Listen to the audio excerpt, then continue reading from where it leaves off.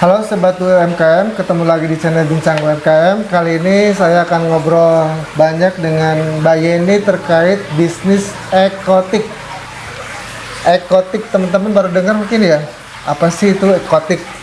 Kita langsung tanya aja ke ownernya. Mbak Yeni, Ya, apa itu ekotik?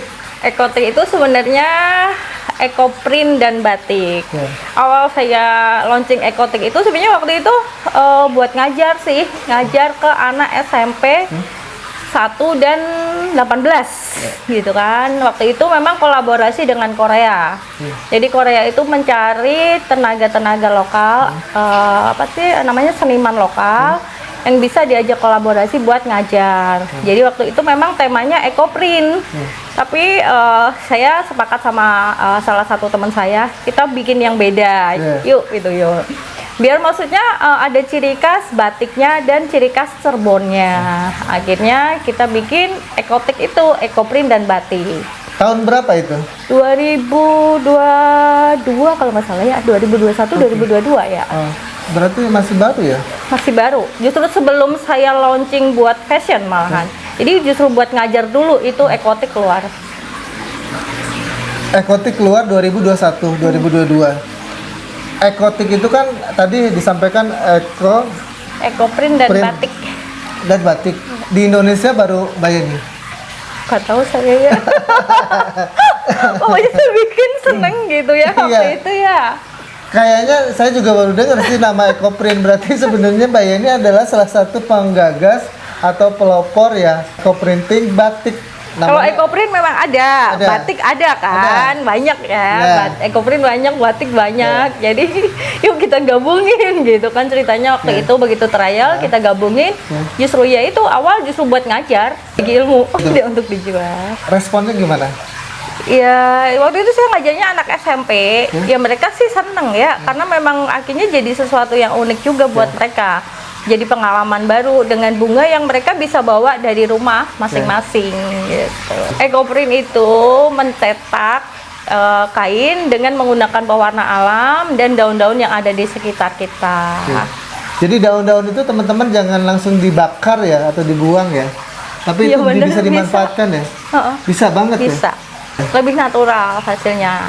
Karena memang alam ya, pakai pewarnanya juga pewarna alam kayak dari kayu secang, mahoni, tegeran. Mbak Yeni belajar nggak bikin ekoprint? Kenapa? Belajar? Belajar. Justru saya waktu pertama belajar di tahun sebelum COVID.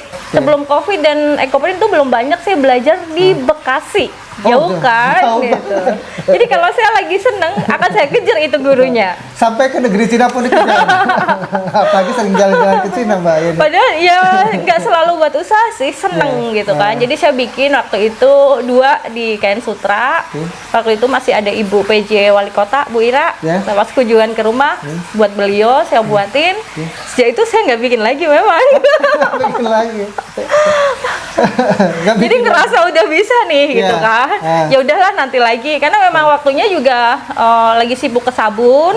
Jadi ditaruh dulu ilmunya, tapi tetap aja saya ikut kursus lainnya meskipun ekoprint, karena ekoprint itu berkembang terus. Berkembang terus gitu. Jadi saya tetap ikut workshopnya, tapi memang saya nggak keluarin produk. Baru di 2023 ini Baru keluarkan? di 2000 itu buat ngajar dulu, ya kan, buat ngajar dulu.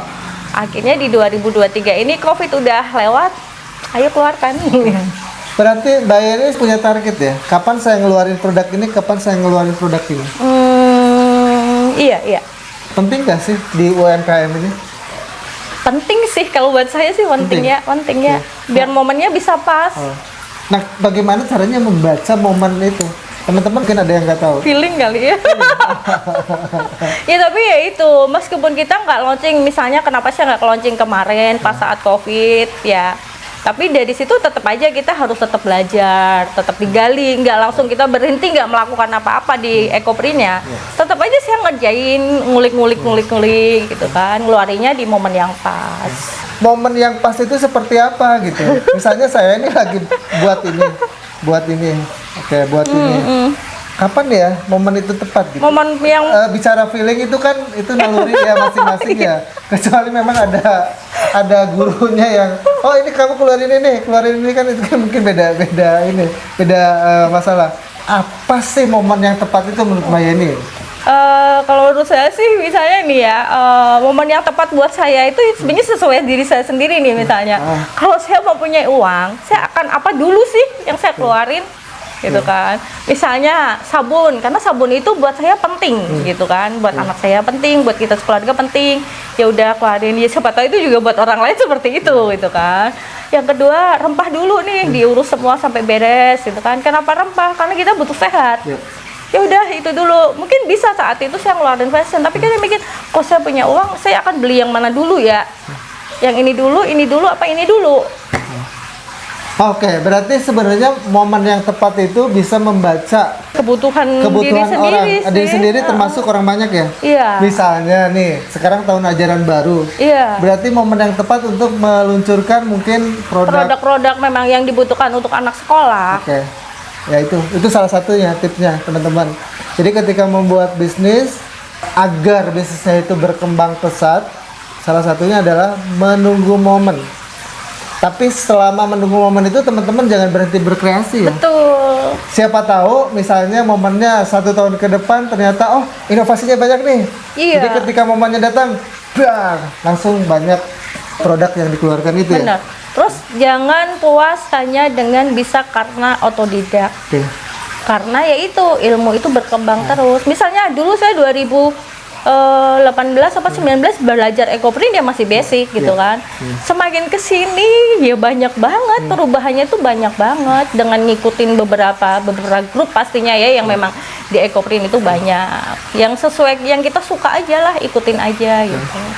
Ikutin apa kata hati. Kalau saya misalnya fashionnya di makanan, ya udah seru sih makanan. Tapi jangan sampai berhenti di situ. Jangan sampai berhenti, gabung di grup-grup yang memang mereka juga sama dengan kita gitu kan. Ya. Jangan sampai ibaratnya teman-teman bisnis kuliner makanan gabungnya di bisnis kerajinan. Sebenarnya nggak apa-apa kalau memang aja. Itu suka. Nggak masalah ya? Nggak masalah. Siapa tahu dengan bergabungnya itu justru apa ya? Itu sebenarnya untuk mengetahui apakah kita mempunyai bakat di situ. Talenta ada kan di situ juga, nggak apa-apa ikutin aja kan kalau memang itu ya udah bakat, talenta.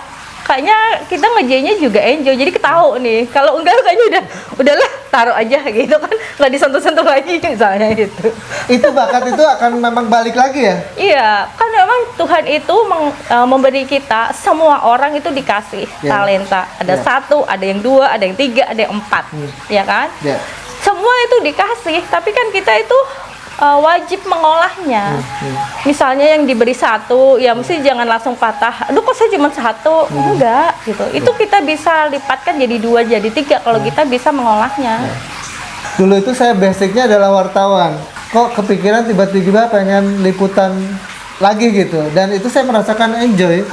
Jadi ide-ide saya itu keluar dengan diskusi itu. Nah itu mungkin teman-teman bisa ikut juga. Berarti kan talentanya otomatis kayaknya diasah lagi, nambah lagi. Kalau kita nggak nyoba, kita nggak akan tahu talenta kita di mana, bakat kita di mana. Tapi talenta itu harus diasah ya, harus dipraktekkan kan? Betul. Ibaratnya gini teman-teman, saya dulu pernah beberapa kali ikut kursus public speaking, tapi ya tidak dipakai ya lupa kadang.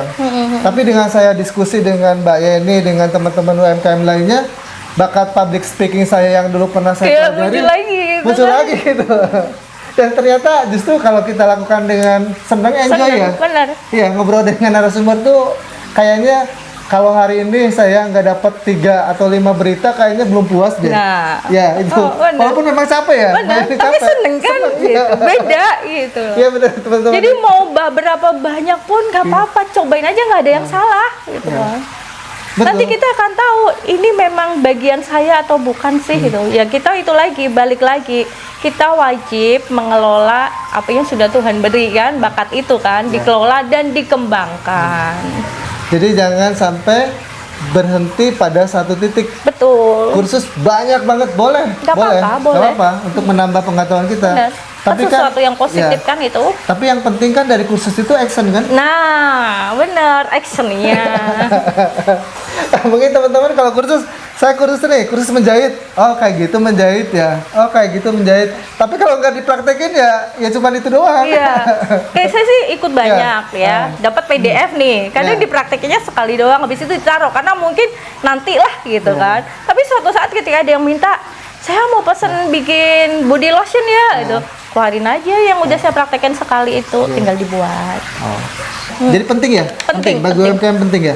Penting banget. Oh, bicara pelatihan kan ada duitnya tuh. Mbak Yeni mikir nggak ikut pelatihan ini bayar sekian, bayar sekian? Ngeluarin uang buat Aha, bayar. iya.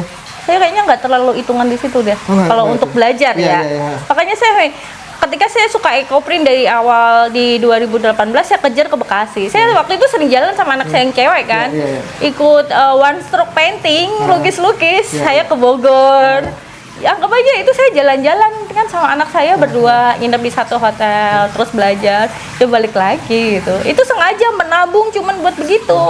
Apalagi sekarang sejak COVID itu sebenarnya membantu banget ya. Banyak orang yang mulai workshopnya itu online. Iya. Jadi saya nggak usah datang ke sana, tinggal ikut online, mereka bikin grup, saya udah dapat ilmu, lebih enak lagi gitu kan.